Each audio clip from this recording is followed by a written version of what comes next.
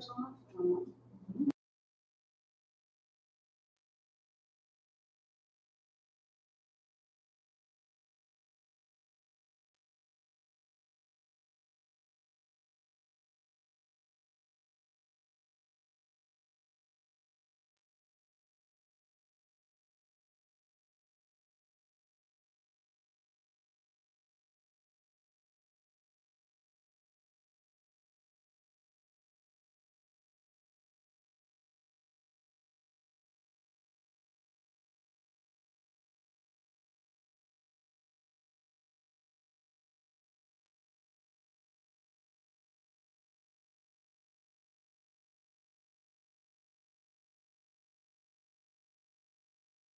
Meeting to order. I'm Marcy Scoggins, Chair of the Mississippi Charter School Authorizer Board. This regular meeting of MCSAB is being held today, Monday, June 9th, 2025 at 1 o'clock. The notice of this meeting, which included the date, time, place, and purpose of the meeting and identified the virtual attendance available to the public, has been posted. Minutes of this meeting will be recorded. This meeting is being called to order at 1:01 p.m. on Monday, January the 9th, 2025. As I call the names of the board members, please state the location of your presence for this meeting. Jay Carney. President, boardroom. Sandra McKiernan. Aaron Meyer. Present boardroom. Ben Morgan. Present via teleconference in Laurel, Mississippi. Thank you. Candace Robbins. I'm Marcy Scoggins, and I'm present in the boardroom, and Jennifer Whittier.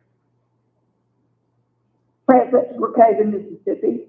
Thank y'all. A quorum is present for conducting the meeting. At this time, I'd like to ask everyone to stand. We'll do the Pledge of Allegiance, followed by the invocation and the reading of the mission. I pledge allegiance to the flag of the United States of America and to the republic for which it stands, one nation, under God, indivisible, with liberty and justice for all. Thank y'all. Y'all join me in a quick word of prayer.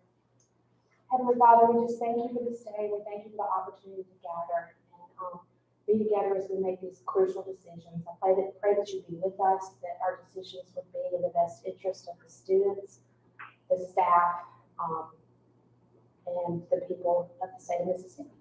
In your son's name we pray. Amen. Amen. Someone else joined you by phone. Someone else joined you by phone. Who just joined us? That was me, Candace Robbins. Candace, did you say is that you? Yes, Candace Robbins. Thank you so much. I appreciate you letting us know you're here. I don't have the mission in front of me. Yes, I do.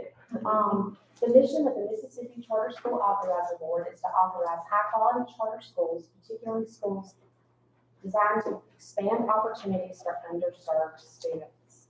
At this time, I'd like to move along to the adoption of the agenda that was sent out to everyone last week. I will entertain a motion for the approval of the agenda. Please identify yourself for the record. Is there a motion? So moved, Aaron Meyer. Thank you. Is there a second? Second, Jay Carney. Thanks, sir. Any discussion? All those in favor? Aye. Aye. Any opposed? The motion carries. Last week, you also received a copy of the April 7th meeting minutes. I will entertain a motion for approval. Please identify yourself for the record. So moved, Aaron Meyer. Thank you. Is there a second? Second, Jay Carney. Any discussion? All those in favor? Aye. Any opposed? The motion carries. You also received a copy of the minutes from the April 30th meeting. I will entertain a motion for approval. Please identify yourself for the record. So moved, Aaron Meyer. Thank you. Is there a second? Second, Jay Carney. Any discussion? All those in favor? Aye. Aye. Any opposed? The motion carries. I see, Sandra, did you just join us? I did. Now, we've got a storm up in Hernando, and I've had trouble, but I'm here. Thank you so much. We're glad to have you join us. I think finally we will move to the approval of the minutes for the May 22nd, 2025 special call meeting. You have received a copy of those minutes, and I'll entertain a motion for approval. Please identify yourself for the record. Is there a motion? So moved, Jay Carney. Thank y'all. Is there a second?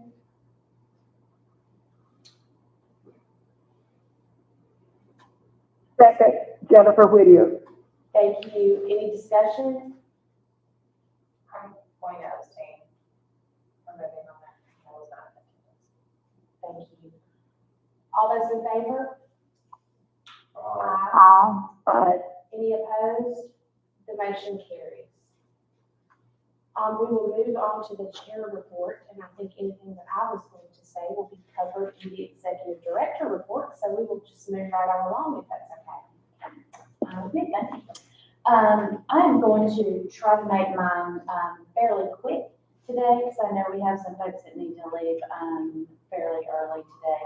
So for me, the two things that I want to flag under my executive director report are, one, the memo or email that you got from me reminding you of the back to school meeting July the 23rd. I just really want to encourage you, and board members, if you can hear me okay online, I just want to encourage everybody to attend that back to school meeting. We are off-site at the Weston again this year. We have a full day planned, and the afternoon we have NACSA, a couple of folks from NACSA coming in to do a session that's really going to build on the work that we've been doing around quality schools and engagement and support for our schools and that kind of topic. So, and then we'll have a networking reception afterwards. So just want to encourage you all, if you're available on the 23rd, to be able to join us at the Weston for that event. Not the whole day, you don't have to come the whole day, but it'd be great to have you for the afternoon when our NACSA folks are here. So I wanted to flag that for sure. And then, as always, I'm going to flag the newsletters for you. And those are the two things I wanted to point out there. And then I'll end there for my report and pick up again later, if that's okay. That'll be great. Well, Sam, thank you. And Denise DeRossi is now with us for an update on the financials. Unlike Dr. Carter, my report is longer this time than normal. And the reason for that is it's June, and so we're at the end of our fiscal year, and we're in the process of planning for our FY26 and approving a budget for that. And then also the FY27 budget is due to the legislature in August, so I'd like to talk about that as well. I not to spend as much time on the actual financials because they are pretty much standard every month that we meet. I do want to just point out that the travel was higher because we had 3 staff members attend that game conference. Did you talk about that? Okay. And then our third quarter payments to Epicenter were paid during this time, as was the Cornerstone 3-month bill, and we had equipment for a computer firewall. So that takes us through the financials to the end of May, first week of June. Typically, we don't contain information about purchases, but I do want you to know, because we are at the end of the year, that we do have some purchase orders out there. There's about $14,000 reserved for the upgrades for the AV equipment in this room that will hit both the commodities and the equipment and the service categories. And then many of our ongoing things have been encumbered that we don't usually talk about, like the Epicenter, the physical services, and all of that. We will have some increases and some decreases in those purchase orders as we go forward. And I do want to encourage the staff, if there's anything they need, to get it ordered very quickly, because the systems start going down about the 20th of the month.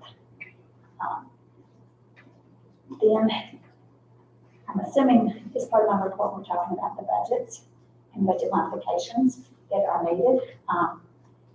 In your packet, you have one spreadsheet you'll notice has, information that has the FY 25 budget, the FY 26 budget, and the FY 27 budget.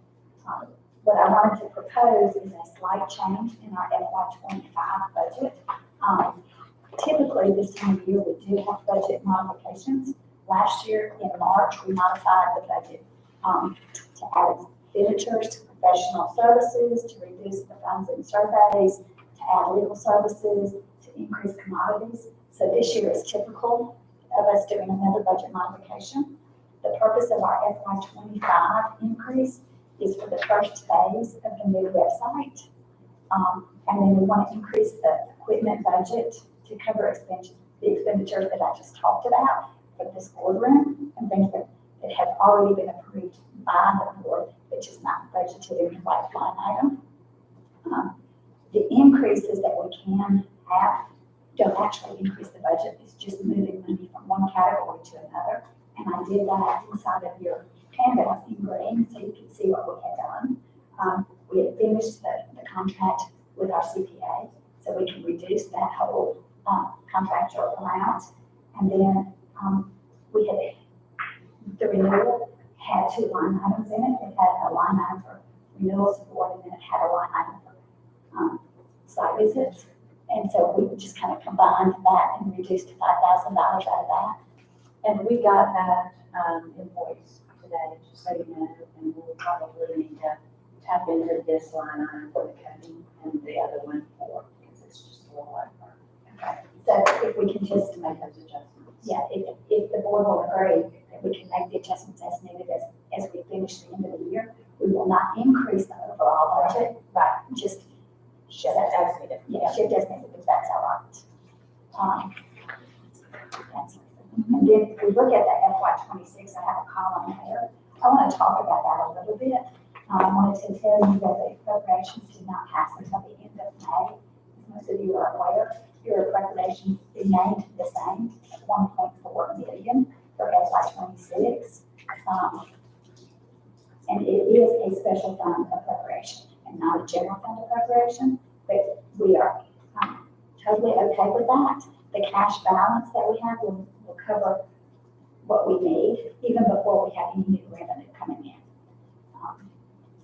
One of the things that I do want to point out is that we're changing some of the categories. We are requesting a little more in the salaries. And I don't know if I need to go into what we're trying to do there. If we have replaced, I think I sent an email out, I think most of you know that we've replaced the council position with a director of finance, so charter school finance, and that person will be joining us on July 1 officially. So that's some of the conversation that she's referencing there. And then we'd also like to propose just some salary progressions for FY 26 for the staff. And so those are included in the amounts. And one thing I do want to point out here is that in your budget that's in your packet has the fringe rate that I knew of last Wednesday when the packet went out. On Friday, I attended a meeting with the state personnel board, and our fringe rates went up. Retirement share is 0.5% higher, so the agency will be paying 18.4%. And then the health insurance rates are going up 6.5% for 7 months of the year. So they go into effect in January, but we actually hit that in the December payroll. So I've made an adjustment in the budget line item. I don't have to have y'all approve it because I've got some extra in there for the staffing position. But our rates are going to be up by $5,000. So I just want to point that out. Thank you. Yeah, just fun and games. But again, that fringe increase can't be absorbed in the salary line item. And then in travel, I left that at the same amount as in 25, at 20,000. In contractual, I do want to point out one thing. Over time, this budget has been added to so many times, and we haven't really stopped and said, let's reorganize how it's laid out and that type of thing. So I spent some time on this worked on it together and said, let's talk about our budget being in the contractual area, what is operational and what is actually beneficial to the schools. And so the budget for operations is pretty standard. We hit the same amounts just about every year, from year to year. And so you'll notice that we do have a line item budget in those areas for like IT support, annual reports, all of that kind of thing. And they are listed out by the line items in both 26, and then I have a proposed budget for 27 showing the same things. But what we don't have is as easy to budget is the support to the schools. Over time, we used to just say we'll have this much in it, like a lump sum budget, and as contracts were written, we would put those amounts into the line items as the contracts were approved by this board. And then later we thought, well, let's just try to plug them in on the front end so that we wouldn't have to address the budget throughout every meeting. And so let's have, how much do we think will be for new school support, application support? Well, it's really hard to budget that when you don't know how many applications are coming in. You don't know how many schools will be necessarily in renewal and things like that will need extra support. So what I'm proposing that we do is we go back to the way it used to be and have a lump sum item, and I'm proposing $300,000 for support to schools. And then as the board makes a contract, we move it out of that line item into the actual contractual line item. That'll be really helpful for us. And so what Denise was talking about in particular is, you know, we had set aside a certain amount, like for, example, for school, it's an application cycle, right? And we used to get 6, 8, 10, you know, well, as the number of districts where charter schools can operate have been reduced significantly, we don't get nearly as many as we were. And so we would budget that full amount, and then it wouldn't cost us nearly that much. And so then we'd have to go back and make an adjustment. So having a line item that we can pull from based on what the contracts are or what the end outcome, even with renewals, because we will see schools go into renewal, but at the end of that, or right before that cycle starts, if a charter school would come back and not be eligible for renewal, then that would change that number as well. So just being more, I think, cautious and conscious of what those numbers look like, it makes more sense to us if the board would consider that. I think it's easier for me to understand when we break it out for each exposure. Yeah, it makes a lot more sense to me, yeah. Any other comments or anyone on that? I agree. Helpful, thank you. And so you'll see that in FY 26, we are still using the 1.4 million. There's a few increases in certain categories, but I think that's all laid out pretty clearly for you. And then in FY 27, what I've done here is went ahead and proposed a budget, because like I said, that's due in August. If we can go ahead and get that to the legislature, I can start working on that now. What I would like to do is propose an overall salary increase of 5% that could be set aside for progressions. It wouldn't necessarily mean every single employee would get that 5%. Maybe one would get 10 and one would get 2, just depending on merit and things like that. But go ahead and set aside an overall budget of 5% salary increase. And then I would like to add that fringe benefit change. So what's proposed on your sheet was for $724,000 and some things. I'd like to make that number $430,000, just because of those changes in the fringe benefits, and that would be the only change. And then the operational items, I've increased not a whole lot, just a little bit in travel and commodities and equipment, just because more staff and need more operational type of things. And then the school support, the only change I made there based on current expenditures was to increase the epicenter budget by $3,000. So originally, the overall budget was increased in 27.4%. It's now 4.5% because of that change in fringe benefits.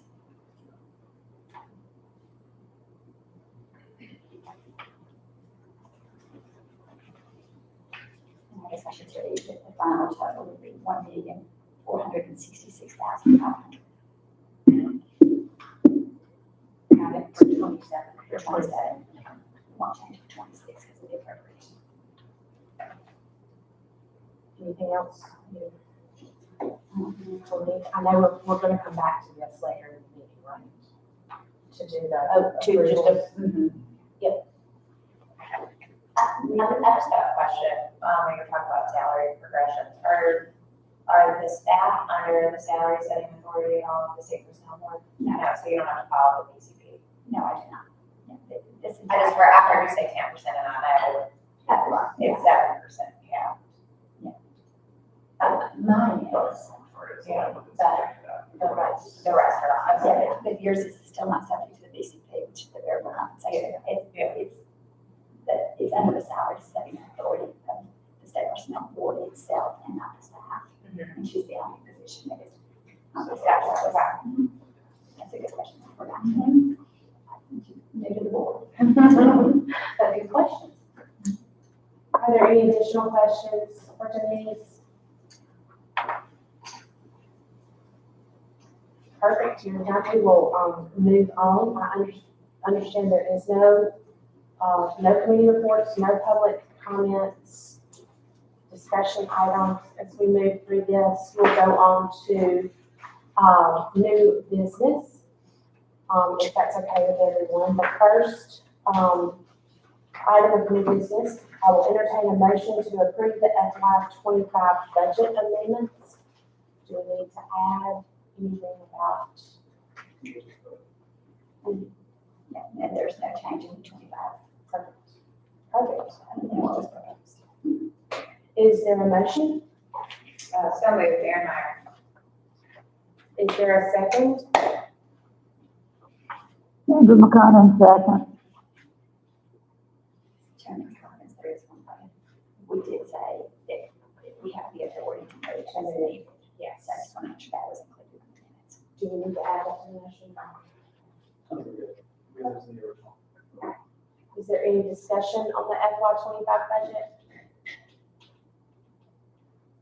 Hearing none, all those in favor? Aye. Aye. Any opposed? The motion carries. Our next action item is to consider the approval of the proposed budget for FY26.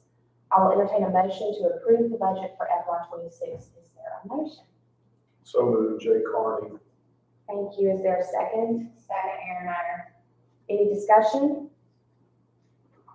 Hearing none, all those in favor? Aye. Aye. Any opposed? The motion carries. Our next item of new business is to consider approval of the proposed budget for FY27. I will entertain a motion to approve the budget for FY27. So moved, Jay Carney. Second, Aaron Meyer. Thank you both. Is there any discussion? Hearing none, all those in favor? Aye. Aye. Any opposed? The motion carries. Thank y'all so much for your help with that. Our next new item is to consider the approval of the proposal for Catapult to conduct school needs assessment. Are there comments? I know there are from Dr. Kay on this item. Yes, thank you. I just wanted to take a few minutes and kind of tee this up for the board and for the public, and also welcome Ken Bordelon, who is our representative he flew in from Houston through some stormy weather, but made it on time today, so we're glad that he's here to join us for the meeting. But I wanted to share with you what I had actually shared at the A-Game presentation whenever we were in Atlanta a few weeks ago, kind of tell you a little bit about how we got to where we are and why we're headed in this direction.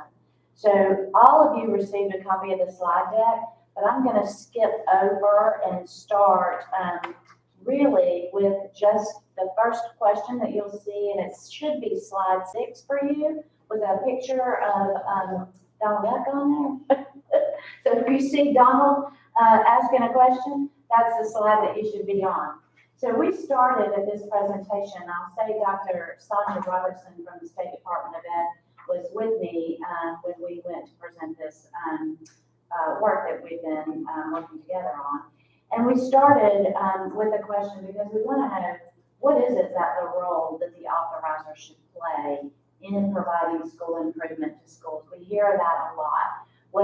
It's kind of a thin line because, we don't want to infringe on their autonomy, but we want to show our support for the schools in every way that we can, whenever we can. And so we got a lot of responses from the attendees. So that was fun. We got a lot of feedback and enjoyed hearing from our colleagues. And then we took the next slide for those of you that are following along. I wanted to share with them how we got there. How did we get to this place? What was our journey like? How did we even end up at this conversation? And so on slide 7, you'll see what looks like a stair step. And it kind of gives you the progression of how we got to where we are. So we started this work with the indicators of distress. That work has been ongoing for probably 3 years now. Through a dissemination grant that WestEd and Momentum and the National Charter School Institute really worked on collectively.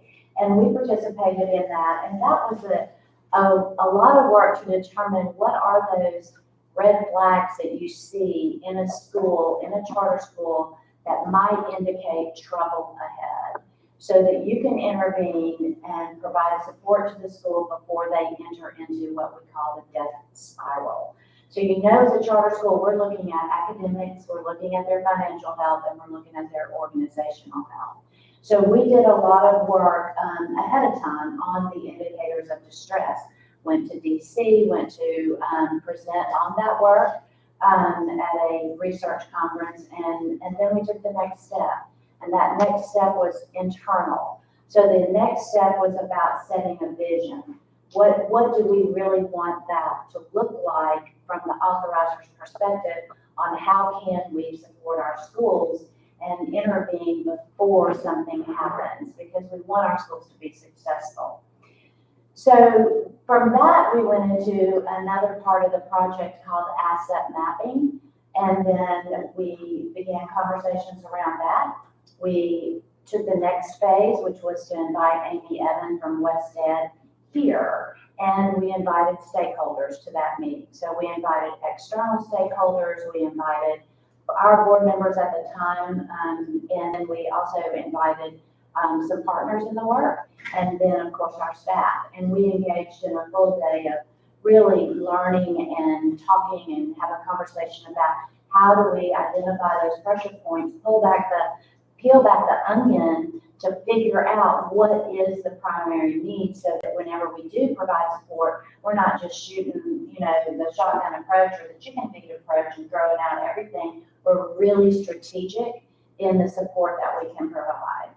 And from that, we went into the community forum, because all along throughout this conversation, we've been talking about the importance of quality. And when our schools are in trouble, whatever that area is, we can't get to quality unless we're supporting them in some shape, form, or fashion. And then finally, the next step being that of a strategic system of support. So if you'll work with me through the slide deck and go to slide 9, for those of you that are just listening in, you'll see where the indicators of distress are noted. Those are our actual schools. Now, their schools are not named there, but you can see the patterns of pressure that were identified over time. And you see that we have one school at the very top of that chart that has had none. They've had full renewal, they've gotten a 5-year renewal, they are working on expansion, and they've had solid accountability results since they got into the accountability model. The next view, you'll see that there have been continued challenges in various areas over time. Maybe it was growth on benchmarking, maybe it was cash on hand, maybe it was proficiency, maybe it was enrollment, maybe it was kindergarten readiness, maybe it was the fact that they have not met their expectations on the state accountability model, a variety of different things. And so the highlighted area there in bold, that would have been one of our red flags that we would have certainly called out as a school that was in a potential death spiral, because you can see that school since 2019 has been having troubles all along, where they didn't meet expectations, they did not meet state accountability results. They've had a significant decline in their proficiency, and they've gone from assisted targeted support to comprehensive school improvement at the state level, which is why Dr. Robertson and I have been working together on some of this.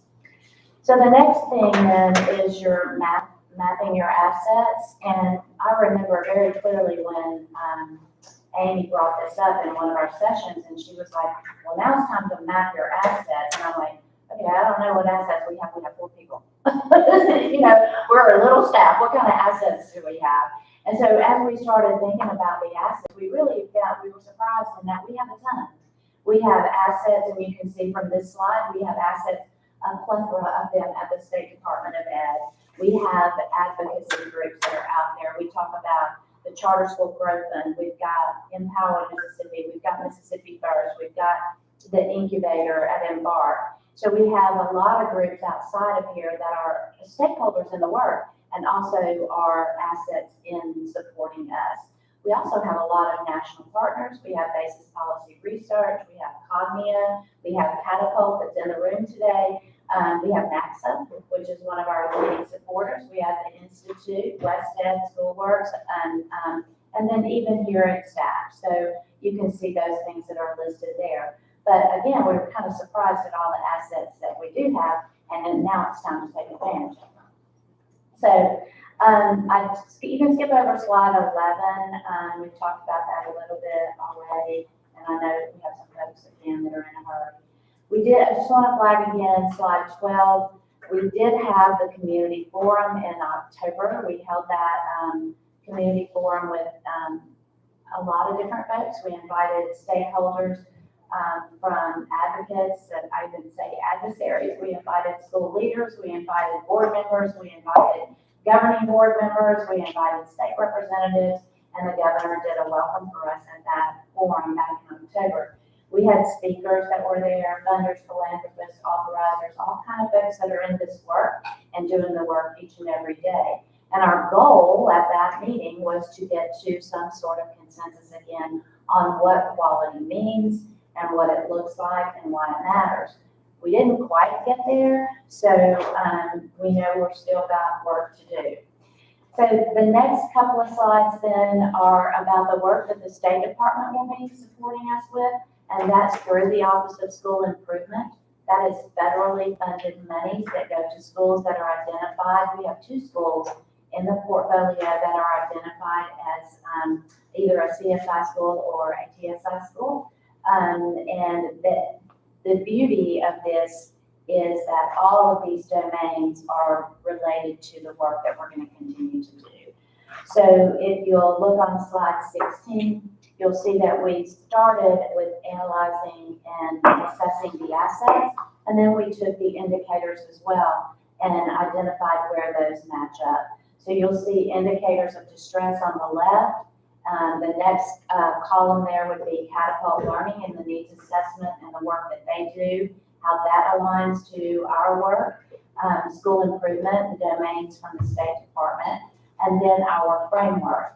So we will be talking about those things. We'll be talking about transformational leadership, governance, operational and organization, school finance, talent development, culture, student, family support, culture and climate at the schools, and pedagogy, curriculum, anything that has to do with instruction and outcomes. And then you can see those questions that we'll be asking as we go through the process. The next page then is just a visual of, again, kind of how we got here, starting with indicators of distress, moving into school. And, well, actually, I think if you start with the frameworks, these kind of go back and forth. But the frameworks to the IOD work, to school improvement, to the comprehensive needs assessment, to develop that strategic system of support. And then finally, I just turn here. We talked during the session about a case study in particular, and I thought it was kind of funny that I Googled what a case study is and what it means, and it was kind of funny to find out that case studies are used when there's, in psychology, when there's maybe insight into something that's unusual and unusual conditions. And the most famous one was John Martin Barlow's case study on Phineas Gage, was the man who had the railroad stake through his head and continued to live. But neither here nor there. The charter school case study that we shared while we were there in Atlanta was, even before school opens, you can identify indicators of distress. And the importance of looking at the financial support that a school that's in pre-opening may or may not have, at their governing board, at their leadership team, and what their leadership team, what their skill sets are, and setting them up for success. And then as we move into the pre-opening process, if the school's improved, looking at staff turnover, looking at governance, looking at all those things that are super important to the success of the school. And so what role do we play then in this whole process?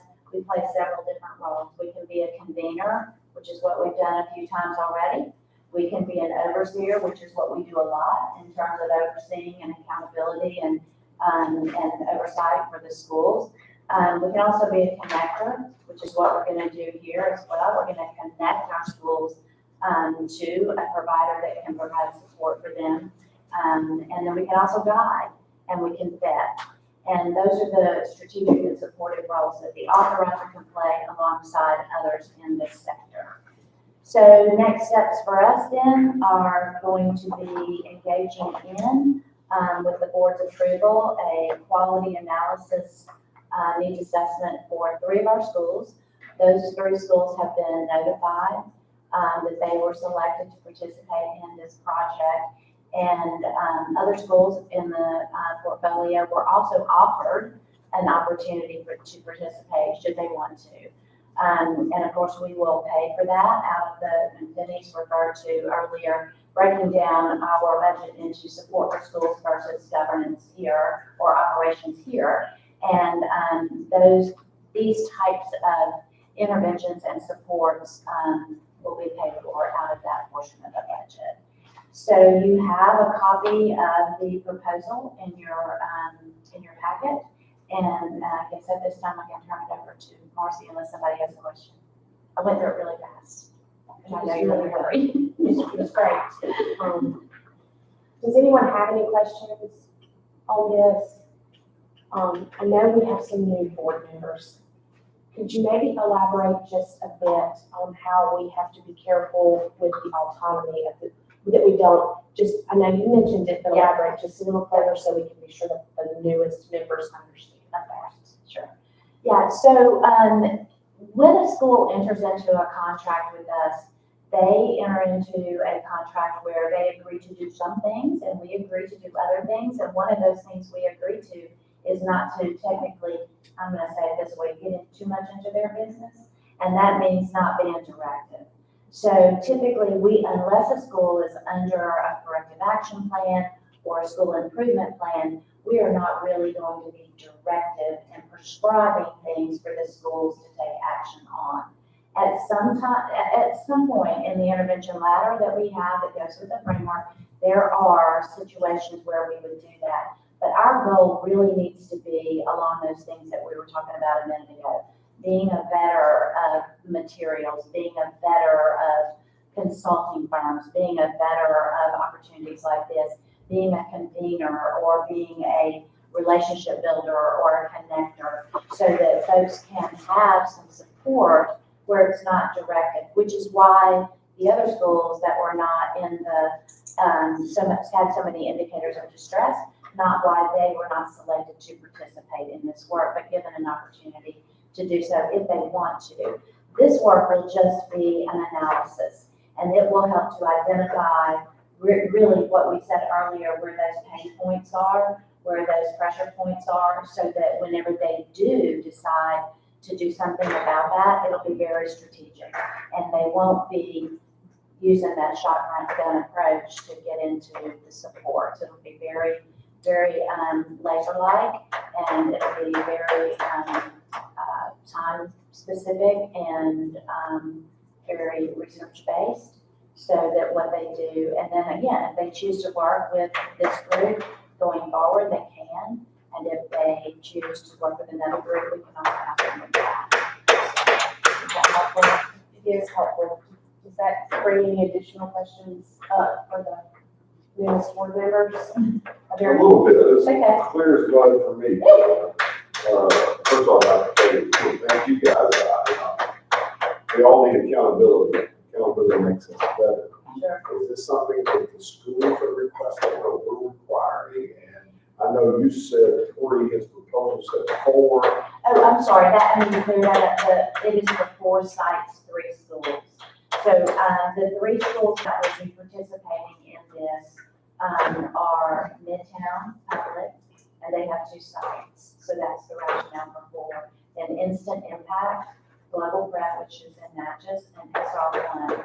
Instant Impact and Global Prep, you see on that other sheet that I handed you, you'll see the reasons and the rationale for selecting those schools that have the highest indicators of distress and need. Those 2 schools will go into their 3rd year of operation next year, and the next year after that, they'll be in renewal. So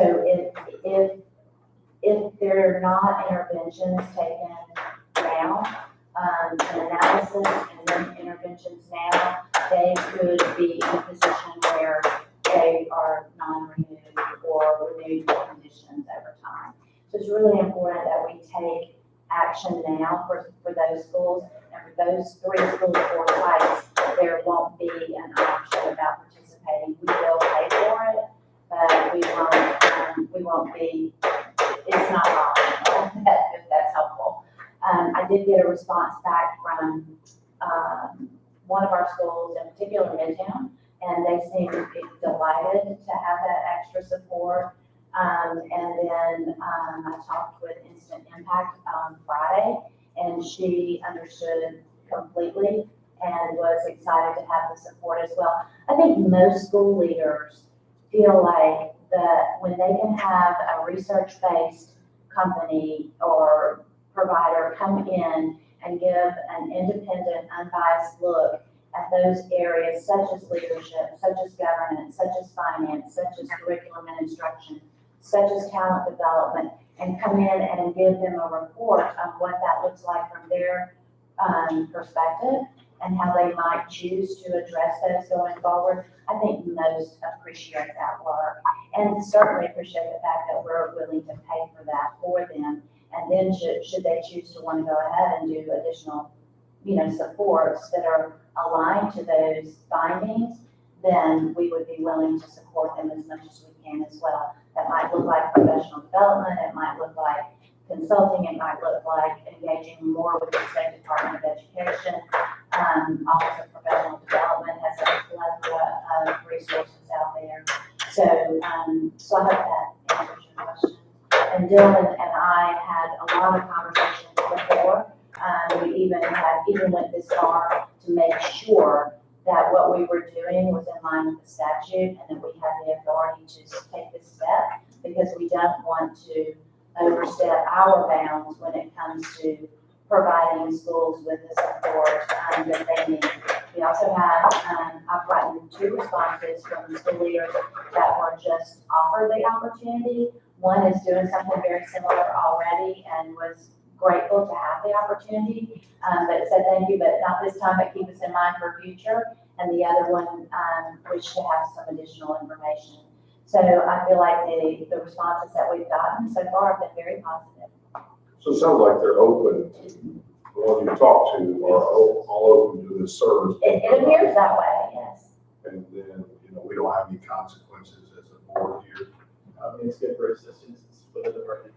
Gotcha. I think the only other thing, for these is, it seems fair, but it's 4% of our budget, this cost of this service to them.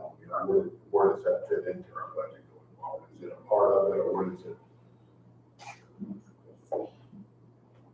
It's very much a part of the budget. I did not mention it on our report, but in the current year, it's gone. In the current year, only $81,000 has been spent for in the categories.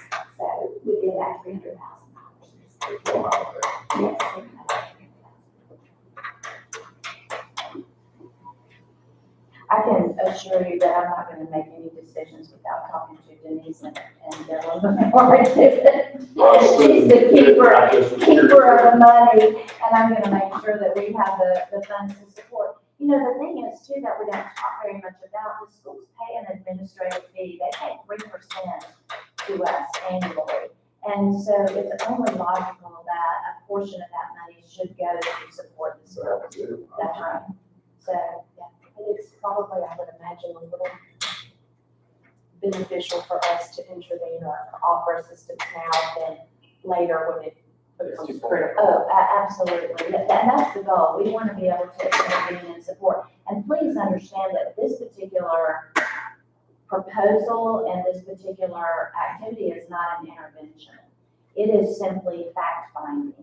So this is going to be a needs assessment, a quality needs assessment to look at those things in the school, have conversations with the school leaders, with their governing boards, with their teachers, with going into and observing classes, talking to children, getting a sense of what the school climate and culture is like, and where are some of their weak points, where are some of the areas that they can really, need some support with. So it's really an identification, so you are not just shooting, at the shotgun approach, and that you can be laser-like, and you want to get, wherever your support's coming from, you want to make sure you have the most leverage that you can. And not just wasting your money on something that's not going to benefit you as your school leaders or the children and their outcomes. So, but great question. Does anyone have any additional questions? For those of you joining us online, I've sent a request that we hold off on the banging right outside the window. I hope it hasn't disturbed you too much. Let me see, I think we might have an answer here. They're doing a good job. They're doing a great job, yes. It's more distracting on this side. It is. I've got a question, It is Ben a Morgan. lot quiet. And then, Okay, what's up? Oh, I'm sorry.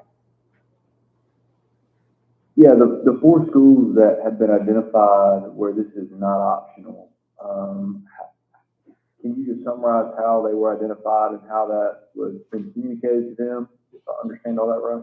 Yes, if you look at those two handouts that I emailed you guys this morning, I may have to steal one from somebody's table, but thank you. If you'll look at the two-page handout that I gave you, there you'll see 3 schools listed on there. You'll see SR1, you'll see Instant Impact, and then you'll see Midtown. And I'll call out Midtown as the first one that has the most in terms of indicators of distress. And this is not a collective, this is just a last year and maybe the year before. But you can see that since they've been operational, since they were approved to operate in 2015, and outside of the time of COVID, where there were no accountability ratings, the school has never been rated anything but a D or an F. They continue to have academic proficiency in terms of approaches for 3 consecutive years. They've had a decline in their school selected benchmark growth from previous year. You can see they've had challenges with ESSA and EDGAR compliance over time. They've not met their mark in terms of teacher licensure and the requirement. They are identified as a school in comprehensive in school improvement. That is a federal designation, not a state designation. And then you can see from their table the percentage of students who are not on target to meet the goals for this year. That is self-selected data, self-selected assessment, and self-reported data. And you can see for the last benchmark data that we have for ELA and math, there is only one area, and that would be 7th grade math, where the students are on target to meet their goal for the year. So that's just an idea of how those indicators work in. You can see the other summaries for Instant Impact and for SR1 on the front page. Is that helpful? Yes, very. Is Midtown the only one currently under a notice of concern? I'm trying to recall. Yes, Is on all this this, an intervention letter, or are we also doing this through just general authority, I guess, under the statute?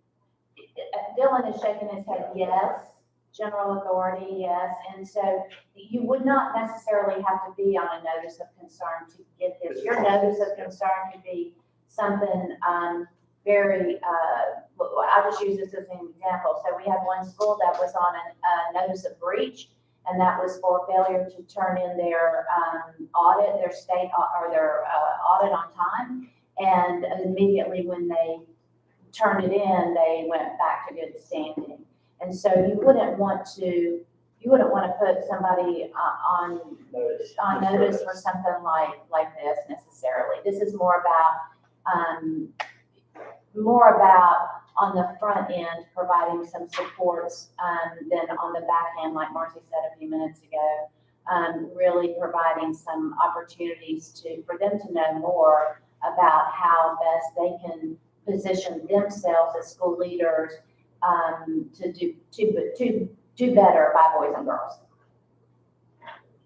And we as the board are covering all of this cost, whether required or not, right?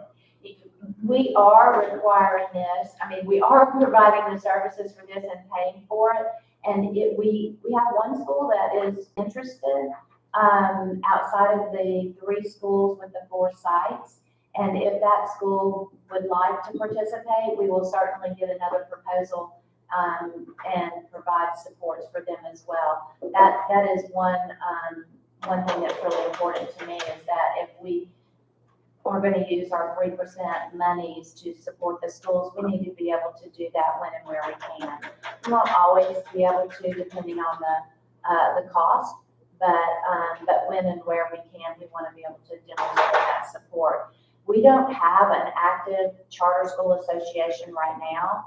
Which in a lot of states, that's where that leverage would come from, or that support would come from. But right now, we don't have an active association. So in absence of that active association, I feel like there's an opportunity for us to step in and support them.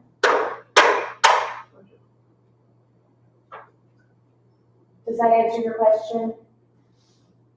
Yeah. Any additional questions? If not, I will entertain a motion to approve the proposal from Catapult for this work.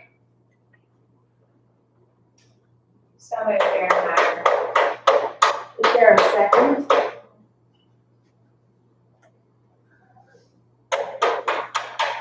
Second, Sandra McKernan. Thank you. Is there any discussion? All those in favor? Aye. Aye.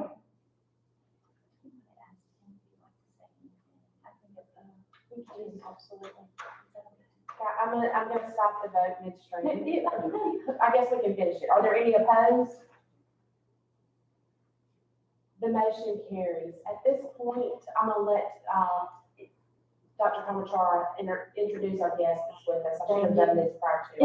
I apologize. Thank you, Kim. If you don't mind, if you just want to step up to the mic there and just share a little bit, give them anything that I missed, which would be helpful for the board to understand more about Catapult Learning. So definitely, thank you so much, Dr. Kamachara, and thank you to the board for having us, and thank you for approving the proposal on that hand. Again, my name is Ken Borland, the Director of Partnerships with Catapult. I'll say that again. Thank you. Ken Borland, Director of Partnerships with Catapult Learning. Definitely appreciative of you all's approval of the proposal, and that essentially, like Dr. Kamachara mentioned, we are just one of the national partner assets that's supporting the great work that you all are doing in the state of Mississippi, and just really want to identify areas that we can exploit and really produce positive impact for students at the charter. My background is in charter organizations in Helena, Arkansas, as well as in Texas. So I have a heart for CMOs, and I really love to see this produce some great information that Dr. Kamachara and the school leaders and the networks within the state to utilize to benefit students overall.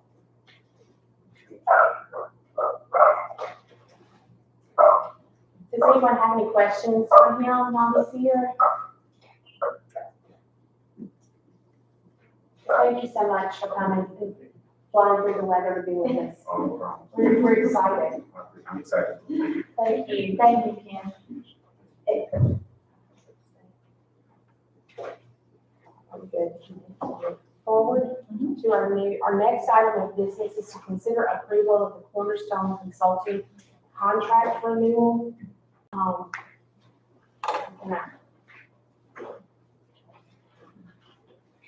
Mr. Rossett has left the room. I know that was, sent to y'all by email.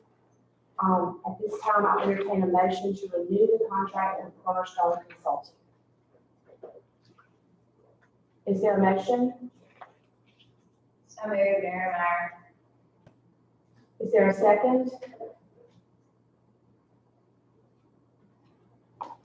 Second, Jennifer Whittier. Thank you. Is there any discussion?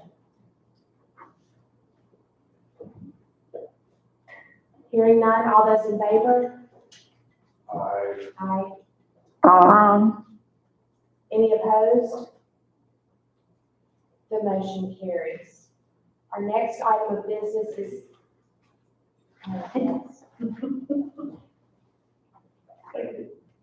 Our next item of business is to consider approval of the Epicenter agreement for school year 25 to 26.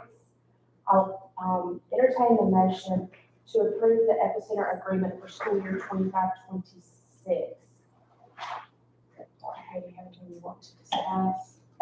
The only thing I'll mention on the Epicenter, this is an annual contract that we engage in. This is our platform that we use to collect information from the schools. We use it for applicants to submit their applications through here, and schools that are in renewal submit through this Epicenter platform.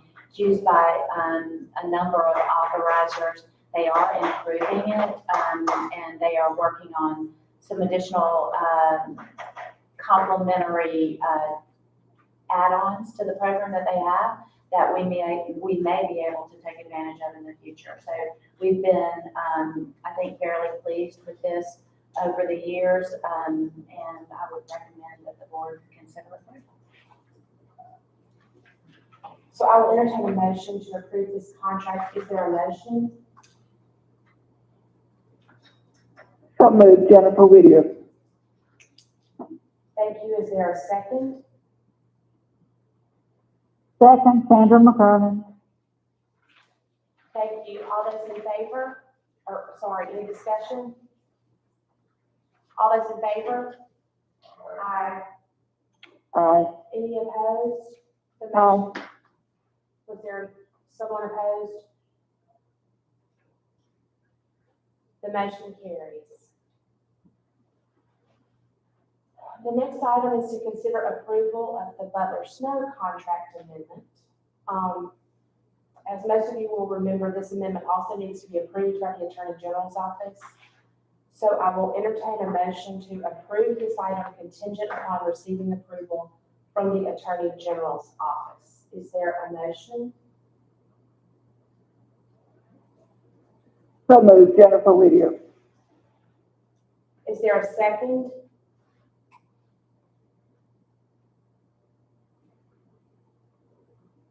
Second, Jay Carney. I'll second. Better. Thank y'all. Is there any discussion? All those in favor? Aye. Aye. Any opposed? The motion carries. Moving right along, we will now consider approval of the US Next contract renewal. And I will entertain a motion to renew the contract with US Next. This was also sent out to you in your board packet last week. Is there a motion?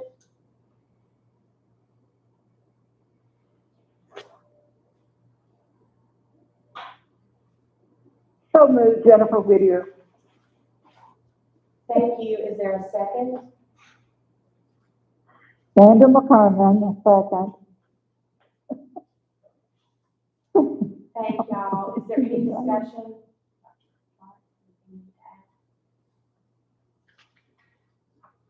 All those in favor? Aye. Aye. Aye. Any opposed? The motion carries. We also, it's year end, I guess, need to consider approval of the basis contract amendment to conduct the annual legislative report. Dr. Contran, anything? This is an amendment to the work that we do annually. BASIS has been conducting that annual report. It's for the legislature. So with approval, we'll continue to do the same things that are outlined in statute as a requirement to present to the legislature. They are due, I remember. They're due in September. However, we do not get all the data from the State Department of Education until after that. So, for example, the superintendent's report doesn't come out till later, and we get some of our data from there. So it is presented as soon as possible to the legislature, and our goal is to get that to them early to mid-January this year. Thank you for that explanation. I will entertain a motion to approve this contract amendment. Is there a motion?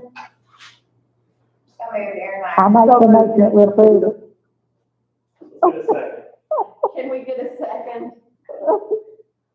Somebody. Jennifer. Is there a second? I'm not gonna do another one. Do you need a second? I'll give it, Sandra. Yes, ma'am, thank you. Is there any discussion? All those in favor? Aye. Aye. Any opposed? The motion carries. Our next item is to consider approval of the release of an RFP to conduct a stakeholder survey. Dr. Kay, you want to elaborate on this at all? I can. Several years ago, when we had the Charter School Program Grant Fund, the CSP, that was a requirement for us to conduct an annual survey of stakeholders to get public perception on awareness, general sentiment of what folks are thinking about the charter school sector. I think at this point in time, it's really important for us to do one. Although we don't have the CSP grant anymore, I would just ask the board to consider allowing us to do this, to get that type of information with the conversations around school choice, and whether it's charter schools or ESAs or any of those other options, microschooling, whatever they might be, portability, I mean, you can go down the list. I think it's important for us to know what our families and non-families and folks that are in an area where a charter school is located, what are they thinking about? And what are they thinking about expansion for us? I'd like to get a sense of that before the legislature goes back into session, so that I'll have some additional information to carry over across the street when the time is right. Thank you very much. I will entertain a motion to release the RFP. So moved, Aaron Meyer. Thank you. Is there a second? Second, Jay Carney. Any discussion? All those in favor? Aye. Aye. Any opposed? The motion carries. Our next order of business is consideration for an executive session.